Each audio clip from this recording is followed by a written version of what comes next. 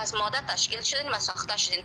پس چطور به ماده که شما در زمین دفن میکنین او را چی میگین؟ جسد چی میگین؟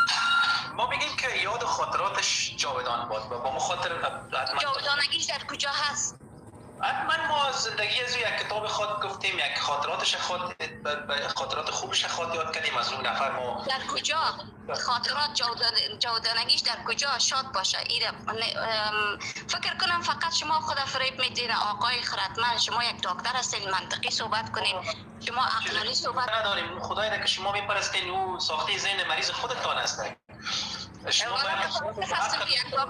متاسف هستم که یک دکتر هم چی صحبت های میکنه. وقتی که مرا جواب نداری و جواب دادن نمیتونی، پس شما باید هم دیپلم دکتریتان هم کنار بگذارین. شما برین به یک جایی که در اونجا طبیعت است و ماده پرستی کنین، درخت پرستی کنین، شادی پرستی کنین. خودتان گفتین که ما هیچ فرق